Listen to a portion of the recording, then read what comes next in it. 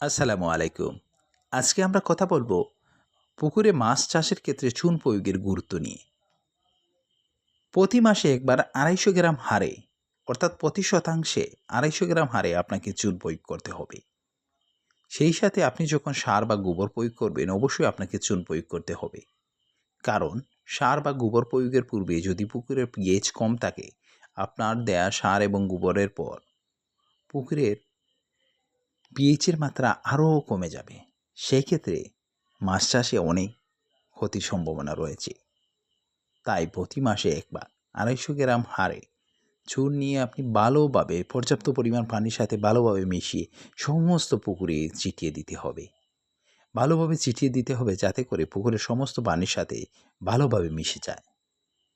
রোদ আছে এমন দিনে দিলে ভালো ফলাফল পাওয়া যায়। বৃষ্টি কিংবা ছায়াযুক্ত দিনে না দেয়াই ভালো।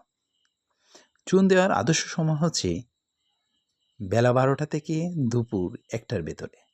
এই সময়টার মধ্যে আপনার চুন দিলে এবং পরিবেশ যদি একটু রৌদ্রোজ্জ্বল থাকে তাহলে ভালো ফলাফল পাওয়া যায়।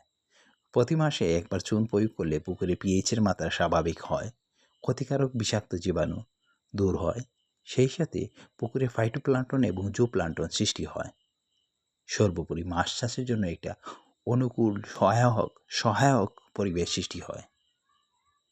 বন্ধুরা, তাহলে আজ এ পর্যন্ত। দেখা হবে অন্য কোনো ভিডিওতে।